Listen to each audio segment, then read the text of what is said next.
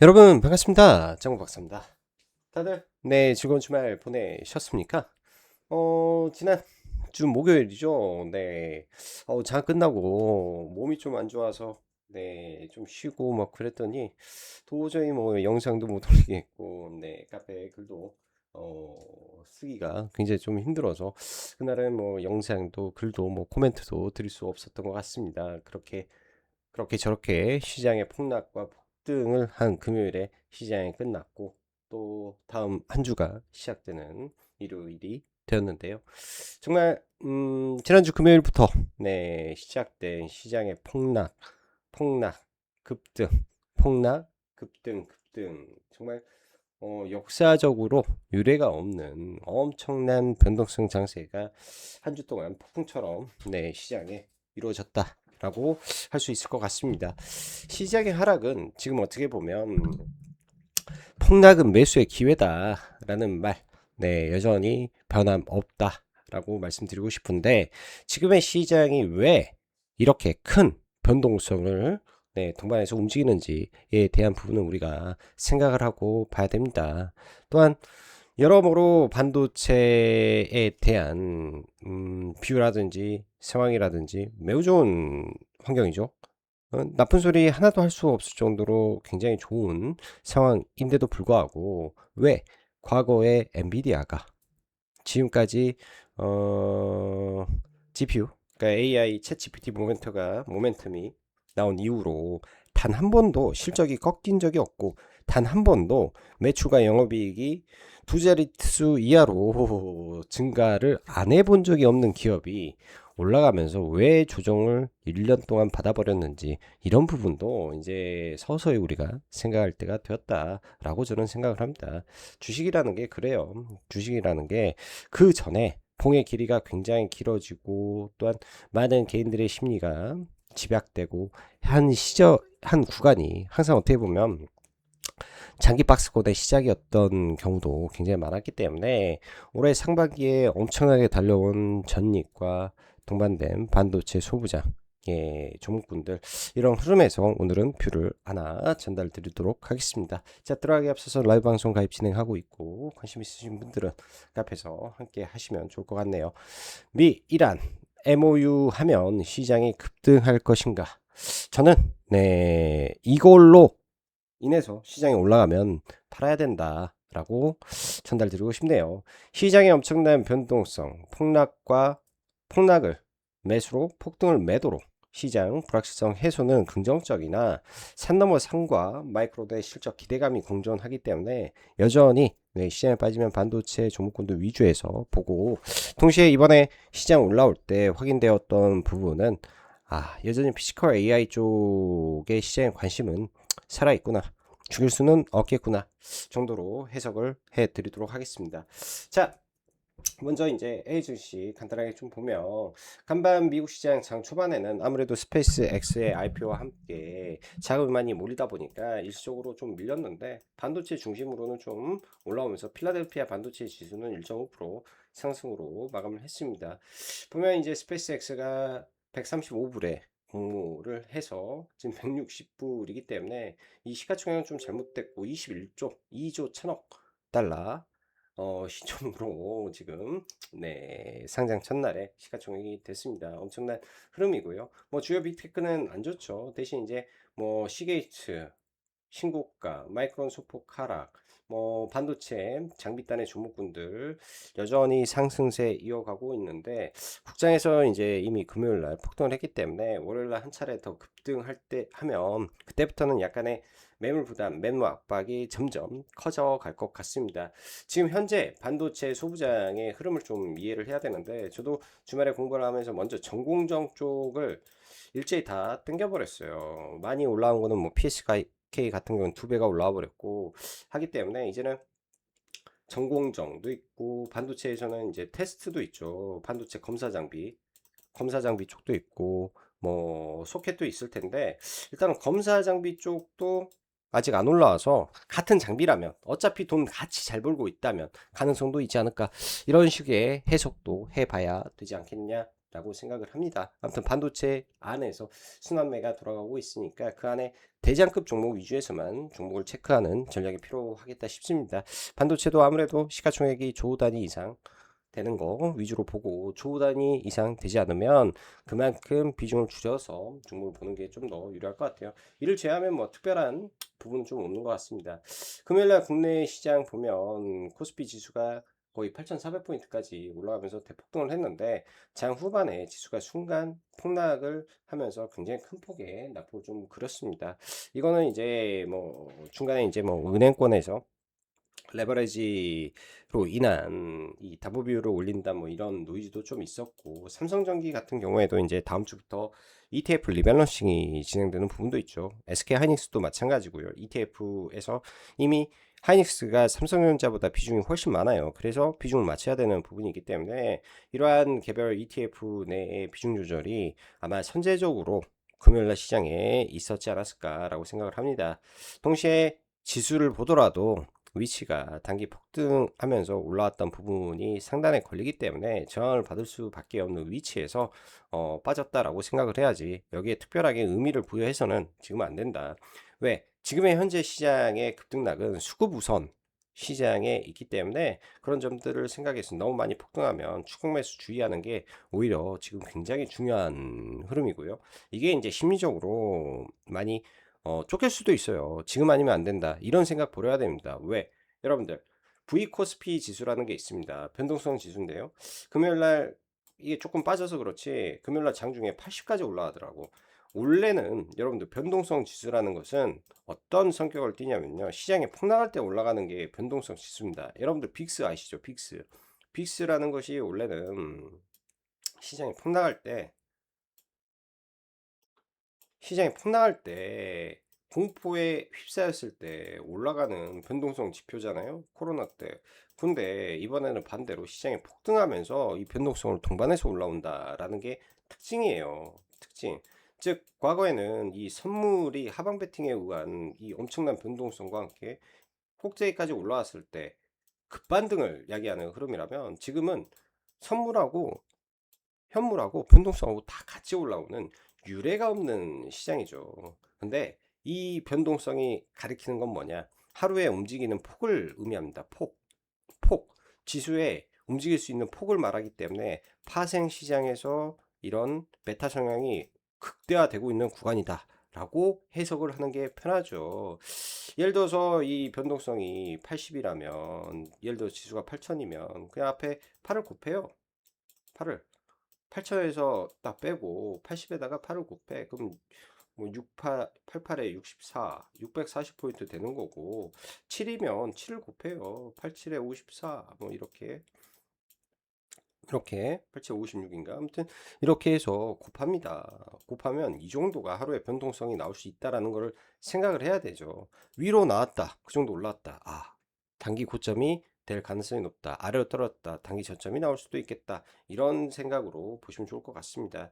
여기 아래는 이제 저도 주말에 뭐 리포트 보고 뭐 생각 정리하느라고 거의 한 8시간 넘게 리포트를 한 최근에 다 못 읽었던 리포트들 싹 모아서 다 읽었는데 뭐 페이지 수로 보면 한 1500페이지를 읽은 것 같아요. 뭐 책 한 4권 정도 읽은 분량 같은데요. 엄청난 내용들 다 봤는데 핵심적인 내용들 몇 개 올려드렸으니까 그거 참고하시면 좋을 것 같습니다. 자, 어지간 금요일 날까지 시장이 저점 대비해서 고점까지 무려 코스피가 13% 올라왔고 코스닥도 제법 큰 귤적 반등을 많이 해줬기 때문에 상당 부분 이번 주 변동성을 동반한 시장의 폭락과 폭등 할 거 다 한 시장이다. 다음 주 만약에 이란과 MOE가 체결돼서 극으로 올라온다. 네, 비중 축소로 저는 시장 바라보시면 좋겠다. 이렇게 전달 드리겠습니다. 아주 오랜만에 외국인이 한국 시장을 샀죠. 삼성과 닉스를 거의 한 달 만에 샀는데 연속성을 보는 게 중요해요. 샀냐 안 샀냐가 아니라 연속성이 얼마나 나오냐. 이게 저는 중요하다 생각을 합니다. 자, 지난 8거래일 정도 시장은 엄청난 변동성을 동반한 폭등과 폭락의 연속이었고 6거래일 연속 사이드카, 서킷 매일 발동되는 역사상 유례없는 변동성 장세가 출현한 한 주였습니다. 이 과정에서 역대급 반대 매매와 동시에 선물시장에서도 대청산이 펼쳐지고 환희와 공포가 교차하는 시장이 연출되었는데, 이러한 현상은 수급에 기반한 시장의 쏠림에서 기한한 현상이라고 할 수 있습니다. 통상적으로 이러한 현상은 지수의 상투와 바닥에서 나오기 마련이죠. 지금이 절대 고점이라는 말은 아니지만 단기적으로 파동의 끝자락에서 출현한 변동성은 언젠가, 이 이유는 다르지만, 언제나 이유는 다르지만 흐름은 비슷한 것입니다. 대신 이번의 경우 레버레이지와 합성된 파산 시장에서의 감마 스퀴즈가 동반되어 그 파괴력이 엄청났던 것이라고 보시면 될 것 같습니다. 목요일 미증시에서 트럼프의 이란과의 MOU 가능성 시사에 무슨 나스닥이 순간 불기둥을 만들어 버리더라고요. 그리고 반도체 쪽이 동반해서 폭등하면서 미증시 급등과 금요일 전익의 10%대 갭 상승, 단 이틀 만에 지수 저점 대입 13% 상승시켰기 때문에 금요일 오후장 변동성이 컸을 수밖에 없는 상황이었습니다. 선물, 옵션, 동시만기일 1차적인 리밸런싱과 더불어서 다음 주부터 진행될 ETF 리밸런싱이 진행되기 때문에 그에 따른 수급 이벤트가 지금 시장에 굉장히 많습니다. 여러분들, 우리 기술이 금요일날 동시효과의 상한가를 가고 원전 섹터가 동시효과에 폭등을 하죠. 원전이 좋아서 올랐을까요? 아니에요. ETF예요. ETF. 지금 ETF가 설정액이 지금 500조가 넘잖아요. 500조. 이게 지금 꼬리가 몸통을 흔들고 있습니다. 시장의 파생이라는 꼬리가 몸통을 흔들고 있고, 이 꼬리가 굉장히 지금 거칠게 흔들 수밖에 없는 게 이번 주에, 이번 주 리밸런싱이 끝나면 시장 변동성이 좀 완화될 테니까 그때부터 시장 봐도 저는 늦지 않다 이렇게 설명을 드리도록 하겠습니다. 그렇게 ETF 리밸런싱, 특히 이제 삼성전기 리밸런싱이 좀 크죠. 그래서 삼성전기가 금요일날 고점 대비해서 좀 제법 상당히 많이 떨어진 게 그것 때문에 이런 거고, 수급적 이벤트로 종목이 나중에 떨어지잖아요. 그러면은 그때 천천히 종목 보면 돼요. 펀더멘털에 문제가 없다면. 하이닉스도 제가 볼 때는 그 이슈로 저는 좀 떨어질 것 같습니다. 지금 시장은 연이틀 코스닥을 많이 들어주고 한 부분과 다행히 전체적으로 만기 이후 수급이 분산되는 흐름은 굉장히 좋은 모습이나, 여전히 반도체 업종에 쏠려 있는 관심은 쉽게 수그러질 가능성이 제한적인 상황이죠. 그런 상황에서 레버리지와 글로벌리 관련 업종들이 변동성의 크기까지 연동되기 때문에 언제든지 지난주에 발생되었던 급등락이 나타날 수 있다라는 생각으로 시장을 바라봐야 됩니다. V 코스피 지수가 80을 넘었다라는 것은 하루 지수 변동성이 600% 가까이 나올 수 있다라는 파생 시장에서 여러분들에게 안내해주는 표현입니다. 내일 당장 지수 9,000 가도 문제없고 동시에 7,500까지 그냥 밀어버려도 전혀 문제 없어요. 예를 들어서 그럴 수가 있다니까. 트럼프가 이란과 MOU를 했는데 그걸로 시장이 급등을 한다?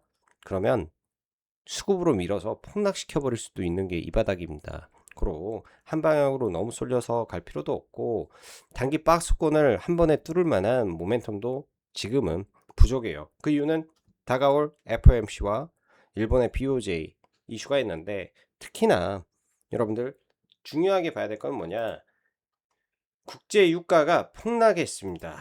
국제 유가가 폭락했어요. 뭐 일주일 전에 95불, 97불까지 가던 게 84.8불, 88까지 떨어졌죠. 그럼 국채 금리가 올라야 됩니다. 아니, 떨어져야 되죠. 당연히 떨어져야 돼. 100% 떨어져야 되는데 안 떨어지고 있다라는 거죠. 왜? 지금 유가는, 그리고 물가는 사실 시장에서 1도 관심을 안 가집니다. 여러분들, 이란과 전쟁에서 증시가 딱 한 번 폭락한 이후에 이란 관련 노이즈로 증시가 밀리면 다 바이더 딥 하면 돈 벌지 않았습니까? 그때 다 돈 벌지 않았나요? 즉 빠진 적이 없다고. 시장은 하락을 안 했어요. 하락을 안 했습니다. 그 하락을 안 하던 힘은 트럼프가 계속 30번, 40번, 50번 연속적으로 계속 종전이다, 협상한다, 이걸로 증시를 타코 한 거죠. 올리고 빠지면 올리고, 빠지면 올리고, 빠지면 올리고, 말로 올리고. 이게 뭐야? 전부 다 유가 하락과 호르무즈 앱의 정상으로 인한 인플레이션의 꺾임을 기대하고 그걸 믿음에 의해서 증시가 버텼다라는 거죠. 근데 이게 재료 소멸로 갈 수도 있다라는 상상을 해야 됩니다.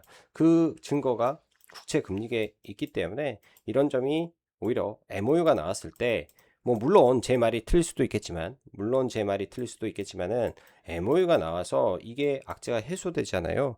이 악재로 시장을 안 뺐기 때문에 그런 겁니다. 만약에 이 악재로 시장이 많이 밀렸어. 근데 MOU를 해서 끝났다. 그러면 폭등하는 게 맞죠. 근데 이미 다 올라와 있는 상황에서 이런 게 나온다 한들 얼마나 도움이 되겠냐.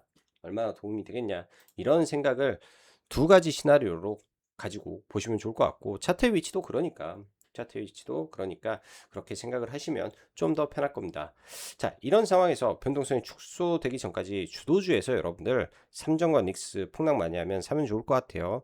뭐 SK 하이닉스 180만 원이 올지 모르겠지만 오면 좋겠죠. 190만 원대까지 금요일 날 그 210만 원까지 좀 미는데 200만 원 이하 뭐 180만 원, 190만 원 오면 또 좋은 기회일 것 같고, 삼성전자도 또 30만 원 이하권으로 빠지는지 봐야 되고, 삼성전기는 조금 러프하게 150만 원 깨면 좀 좋겠다라는 생각을 좀 가지고 보고 있습니다. 여전히 관점은 최대한 변두리 종목보다는 시장 대비 강했던 반도체 장비주들이 좀 급락하면 좋을 것 같고요. 단기 폭등이 좀 심해서 아무래도 지금 이쪽은 그냥 3일선을 대응한다든지 단기 폭락하면 본다든지 이렇게 보는 게 좀 좋을 것 같습니다. 시장 급락을 한다면 여전히 코스닥의 변화는 반도체 소부장 종목군들의 이 리밸류에이션이 진행이 되고 있는 바, 시총상위를 만드는 과정 속에서 지수를 들어올리는 현상이 생긴 거죠. 그래서 코스닥 바닥은 반도체 소부장에서 만들었다. 반도체 소부장에서 순환매가 나오는지 고민을 해봐야 된다. 금요일날 HPSP가 상한가를 갔습니다. 정말로 시장에서 잘 안 움직이던 종목이 신고가를 뚫고 상한가를 갔습니다. 그럼 이러한 종목군들이 계속 순환해서 나올 수 있다라는 생각을 해봐야 될 것 같고요. 지금 그렇게 만들 때는 코스닥 시총 상위에 투신이 역할을 하고 있기 때문에 후발로 들어올 때는 프로그램이 역할을 굉장히 많이 할 수도 있다라는 생각으로 종목군들 고민해 보면 좋을 것 같습니다. 강했고 영업이익 증가율이 예상이 되며 퍼가 30배 이하에 있는 장비주들 위주로 종목을 커버하고 찾고 하면 되지 않을까 생각이 들어요.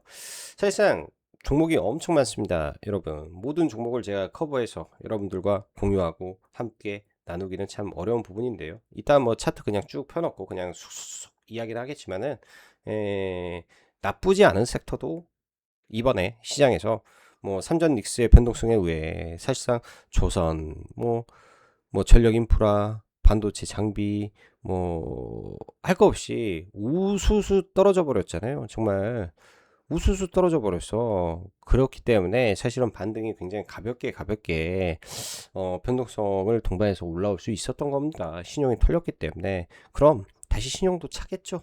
그리고 고점에서 개인들 사면 밑에서 샀던 외국인과 기관들을 팔아버리겠죠. 이런 것까지 다 고민을 하셔서 지금은 변동성이 클 때는 위에서 절대 사지 않는다라는 생각으로 시장을 대응해야 됩니다.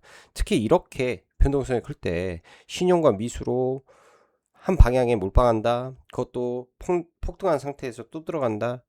운 좋아서 먹으면 좋지만 재수없어서 그 다음날 마이너스 10% 개파라 가잖아요. 신용 미수로 들어가면 이게 10%에 뭐 여러분들이 2배 샀으면 마이너스 20% 맞는 거고, 3배 샀으면은 그 순간 몇 프로예요? 30% 맞는 거네. 그러면 계좌가 그걸 회복하겠습니까? 그거 손절하고 회복하려면 얼마를 더 벌어야 돼요? 더 벌어야 되기 때문에 또 풀베팅 할 거 아니에요. 그러면 악순환의 악순환입니다. 단 이틀 만에 주식 반토막 나버릴 수도 있어요, 계좌. 그게 굉장히 무섭다라고 봐야 되겠죠. 주말 사이에 나왔던 뭐 미토스 이슈가 사실상 뭐 시장에 뭐 소버린 AI를 앞당길 수 있다 뭐 이런 내용들 막 돌아다니는데, 뭐 소버린 AI고 뭐고 아무튼 삼성전자 닉스의 단기 박스권 예상하고 예상하고 FOMC 일정이 있는데 우리가 곰곰이 생각해 봐야 돼요. 지금 지난 그 케빈 워시 등장 이전에 파월도 부정적인데 단 한 명 스티븐 미란만 금리 인하를 외쳤잖아요. 스티븐 미란이 사퇴를 했어요. 그 자리에 파월이 내려가고, 그 외에 나머지 연준 위원들은 지금 금리에 대해서 굉장히 부정적인 상황에서 케빈 워시 혼자 나는 금리 인하를 해야 된다라고 말하겠냐, 그렇게 말하지 않는다라는 겁니다. 고로 지금 시장의 국제 유가가 폭락하고 이란과의 MOU에 대한 기대감이 증시에 호재로 작용하나 금리에 대한 부담감은 시장을 박스권으로 몰아넣을 가능성이 있다. 그런 가능성에 시장은 변동성을 동반할 것이고 그 변동성이 한번 발생하게 되면 지수에 3에서 5%는 기본적으로 나오기 때문에 그 정도씩 빠지면 대형주, 우량주 보면 지금은 나쁘지 않을 것 같다라는 뷰로 전달을 드리겠습니다. 뭐 당연히 삼성 그 다음에 SK보다는 좀 떨어지겠지만 나쁘지 않을 거예요. 다. 자, 엔비디아 차트를 잠깐 보겠습니다. 여러분들. 자, 여기까지 이렇게 보면요.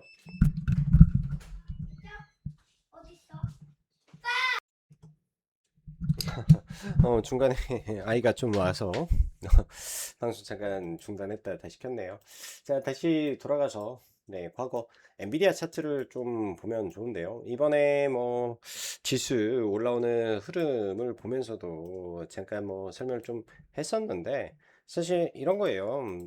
엔비디아가 뭐 지금 돈을 못 봅니까? 어, 지금 몇 년째 지속적으로 영업이익 증가율이 두 자릿수를 계속 유지하면서 천문학적인 자금을 벌고 있고 엔비디아가 잘 팔고 엔비디아가 잘 나가고 하고 있기 때문에 반도체 섹터에 더 많은 기회가 올 수 있었던 거 아니겠습니까? 뭐 대신 이제 뭐 주가가 계속 올라가다가 한 번씩 부침을 겪고 실적이 잘 나오고 있음에도 불구하고 추가적인 상승이 안 나온 거는 에이지 라인의 등장과 뭐 AMD 뭐 등등 있겠지만 여전히 압도적인 점유율을 가지고 있는 GPU 회사 아니겠습니까? 근데 이러한 회사도 예를 들면 저점 대비해서 액면 분할 할 때까지 1500%가 올랐어요. 2023년도에 1500%, 1년간 1500%가 상승하면서 장 후반부에 상승의 후반부, 즉 파동으로 따지면 이게 뭐 1차 파동이 될 수도 있겠죠. 혹은 이때가 1차 파동일 수도 있겠죠. 여기에 이제 캡을 20% 동반해서 올라오고 그 다음에 또 호시적과 함께 캡 동반해서 올라오고 시장의 조정이 있었고 그 다음에 이 삼산을 강하게 돌파하면서 상승의 각도가 엄청나게 가팔라집니다. 이 구간에서 막대한 시총을 가지고 있는 회사가 단기에 50% 폭등, 저점 대비로는 100% 상승을 하고 주가가 이때부터 박스권을 그리기 시작하는데 그렇다고 하더라도 이때 즉 예를 들면 이란발 이슈가 있었던 2월 28일에 우리나라 주가 지수의 흐름하고 예를 들어 볼 수도 있겠죠. 그때 코스피가 대략 6,700포인트 언저리였기 때문에 뭐 그때의 고점에서 급락시켰다가 반등하고 100%를 올렸단 말이에요. 엔비디아를. 그 이후에 조정이 둔탁하게 나오기도 하고 반등도 하고 둔탁하게 나오고 반등도 하고 위에서 다중 고점을 만들고 빠져고 빠지고 빠지고 이 하락했을 때는 뭐 실적인 문제도 없었고 그냥 매크로의 이슈가 생겼고 그때는 이제 뭐 딥시크 이슈 등 뭐 이런 것 때문에 순간 급락을 했지만 다시 실적이 확인되면 올라갑니다. 근데 중요한 거는 이 박스권을 그린다라는 거죠. 강력한 상승 5파 혹은 7파가 나온 이후에 박스권을 그리는 이 구간이 어떻게 보면 기업의 실적이 올라가고 있음에도 불구하고 시장에서 종목이 빠져버릴 때 개인들은 그때 버티지를 못해요. 제가 볼 때는 하이닉스나 삼성전자가 어느 순간에 이런 박스권에 갇힐 가능성을 우리는 생각을 해야 된다. 고변동성의 구간에 진입해 있는 시장이 되어버렸기 때문에 이런 거를 미리 생각을 해놓고 보면 설사 뭐 닉스와 전자가 추가로 쭉쭉쭉 더 가는 일이 있더라도 어느 정도는 생각을 할 수 있다라고 보셔야 되겠죠. 자, 먼저 지수부터 빠르게 좀 보고 넘어가면 코스피 지수는 금요일 날까지 상승을 하면서 저점 대비해서 굉장히 또 강하게 상승을 나왔습니다.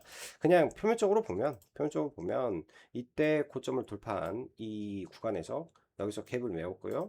그 다음에 여기서 올라왔죠. 자칫 잘못하면 왼쪽 어깨, 머리, 오른쪽 어깨가 되는 자칫 잘못하면 헤드앤숄더 구간이 될 수도 있는 자리이기도 합니다.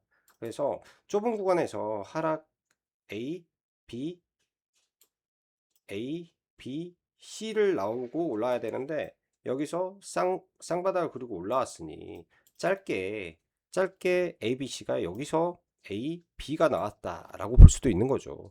예를 들어서 여기서 추가적으로 급반등을 하잖아요. 9천 근처까지 가잖아요. 그러면 이게 크게는 하락 A, B, C도 나올 수 있다라는 겁니다. 이게 이제 변형된 형태가 나올 수도 있겠죠. 바로 못 간다라는 가정 속에서 변형된 형태는 이렇게 해서 뭐 이 근처에서 박스권을 만들 수도 있는 거고, 혹은 일시로 좀 뺐다가 갈 수도 있어요. 근데 중요한 거는 이 근처는 쉽게 깨지지는 않을 것이다. 왜? 삼성과 닉스가 여전히 PBR 밸류로 따져 버리게 되면 여전히 낮기 때문에, 지수의 절대적인 하나의 구간은 지켜줄 건데, 이 기업들의 변동성이 너무 크다라는 거죠. 고로 지금 구간에서는 폭등할 때 종목을 따라 잡기보다는 어느 정도 폭락을 좀 심하게 받아주면 그때 들어가면 수익률의 크기가 크다. 예를 들면 SK하이닉스 보세요. 저점 이때가 한 180만 원대에서 순식간에 220만 원, 20%. 여기도 20%. 이 엄청난 폭발력. 이게 국내 시가총액 2위 종목이고요. 삼성전자 여기서 여기까지 저점 땄으면 뭐 먹었을 때 한 8%. 진짜 여기서 들어가서 잘 먹었으면 이것도 16%가 올라 버렸어. 이틀 만에. 제가 멘붕이 와버린 부분이 이런 점 때문에 멘붕이 옵니다. 자우지가 올라가더라도 둔탁한 흐름을 그리고 가고, 지금 시가총액 1, 2하는 기업들의 변동성이 이렇게 크다라는 것 자체가 지금 시장의 변동성이 엄청난 거죠. 이거를 이해하시고 보시면 좋을 것 같습니다. 그래서 삼전 닉스 위주로 많이 급락하면 이 저점 구간의 박스권 혹은 이 저점을 이탈하는 순간의 매수의 관점에서 시장을 바라봐도 지금은 저는 전체 시장이 공포에 휩싸이는 구간이 아니기 때문에 가능하고요. 시장의 3위 종목으로 봐야 되겠죠. 삼성전기, ETF 리밸런싱이 있기 때문에 일시로 좀 빠지겠죠. 21선을 최초 11선을 이탈하고 강력한 기술적 반등, 그 다음에는 21선을 일시적으로 이탈하고 또 강력한 기술적 반등, 이렇게 나올 가능성이 저는 좀 있어 보입니다. 그래서 삼성전기도 함께 보는 전략으로 보시면 좋을 것 같고요. 피지컬 AI 쪽에 여기도 45일선, 45일선, 45일선 박스권 하단에서 지지하는 흐름 나쁘지 않구나, 이 정도 생각하고 보고 있고, 금요일날 의외의 종목이 일단 만도가 상한가에 좀 들어갔는데, 일단은 상한가에 들어갔으니까 이런 단기 박스권을 돌파하는 흐름이 나올지 한번 체크는 해봐야 될 것 같아요. 이거는 만도는. 그리고 최근에 가장 강했던 게 이 코스닥의 그 인덱스. 일단은 인덱스, 제가 이제 시장 급락할 때 인덱스를 사라 라고 말씀드렸는데, 단기적으로는 거의 14,000원 구간, 14,500원 구간 근처까지 왔기 때문에 이러한 하락 추세 때에서 저항의 구간이 머지 않았습니다. 고로 여기 보면 120평선이 위에 있죠. 21선 위에 있죠. 14,000원 구간이 저항 구간이니까 팔고 시장 폭락하면 쌍바닥에서 받아라. 이 쌍바닥에서 받을 때 이 코덱스 레버리지 ETF가 떨어질 때 동시에 반도체 소부장이 같이 내려올 텐데, 상대적 강도를 보면 이번에 시장 지수는 이렇게 폭락했지만, 예를 들어서 원익 IPS는 폭락할 때 준상한가를 갔었잖아요. 그렇기 때문에 시장 대비 매우 강한 섹터가 반도체 소부장이다라는 것을 시장이 증명했다라고 봐야죠. 저는 개인적으로 반도체 소부장을 참 어렵게 좀 생각하는 부분이 좀 있습니다. 왜냐면 이게 이제 한 번에 몰아가고 나서 연속성을 띄기보다는 옆으로 횡보했다가 약간 추세를 만들고 급등하고 추세를 만들고 급등하고 하는 성격이 강한 섹터다 보니까 지금 구간에서는 너무 많이 올라간 쪽은 좀 조심해야 될 것 같고, 반도체 소부장 같은 경우가 이제 기존에 퍼 기준으로 보통 20배에서 많이 받으면 30배를 받았는데, 만약에 이렇게 받았다라고 하면 고평가예요. 원래는 고평가인데, 이게 최근 시장 트렌드가 변한 게 뭐냐, 일본의 이비덴, 무라타, 뭐 다이오 유산 등 글로벌 밸류체인들이 동시다발적으로 이 밸류에이션이 같이 올라가 버립니다. 그렇기 때문에 우리나라만 고평가라는 말을 할 수가 없는 거예요. 그러면서 서로 간에 다 합리화를 시키면서 글로벌리 다 같이 올라가더라. 다 같이 올라가더라. 그럼 그게 확인되면 네, 종목군들을 살 수 있겠죠. 지금 구간에서는 예를 들어서 어, 올해 기준으로 퍼가 30배를 훌쩍 넘어가면 약간은 조금 주의해야 되고 40배 근처 가면 매도로 대응해야 된다라고 일단 좀 보여주고요. 20배 근처의 장비 중에서 1등 기업이라면 해볼만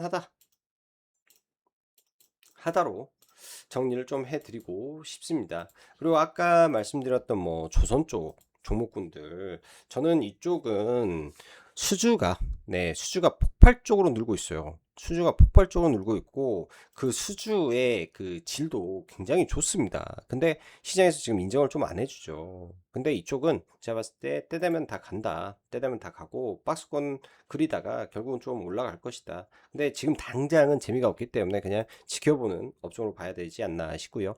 전력 인프라 쪽의 개인적인 고민은 지금 과거 보면 두산 에너빌리티에 뭐 가스터빈도 있고 막 하잖아요. 근데 지금 시장이 돌아가는 판이 이런 것보다 온사이트 쪽으로 더 확대되는 분위기입니다. SOFC. 그럼 이거와 관련된 블룸 에너지와 관련된 혹은 플루언스 에너지와 관련된 기업의 전력 인프라를 납품하는 회사를 최대한 관심 가져야 되는 거 아닌가. 이렇게 투자 아이디어를 좀 전달 드리고요. 그리고 아까 이제 반도체에 대해서 낙관도 굉장히 좋지만은 동시에 경계감도 가져야 되는 게 뭐냐면 미국 빅테크들의 이제 나중에 리포트도 올려드리겠는데 이 IM증권의 송명섭 위원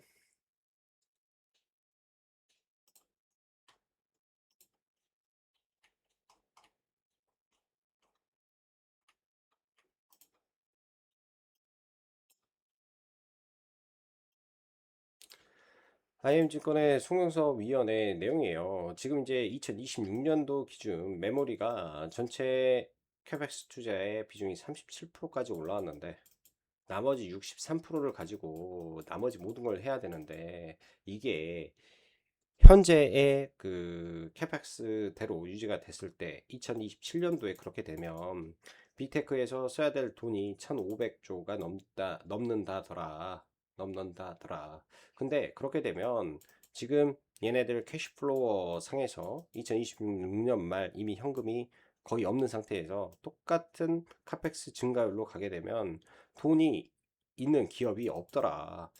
마이너스 대략 1,500억 달러 정도를 마이너스가 나는 거를 조달해야만 네, 현재 규모가 유지가 된다. 이겁니다. 그리고 어느 시점에서는 반도체에 노이즈가 낄 수도 있다라는 거죠. 풀 낙관보다는 지금부터는 박스권에 대비 준비하는 전략으로 시장을 좀 보면 좋을 것 같고요. 시장은 결국 삼전 닉스가 횡보를 하게 됐을 때 분명히 새로운 주도주도 나올 수 있고요. 새로운 뭔가의 변화도 일어날 수 있습니다.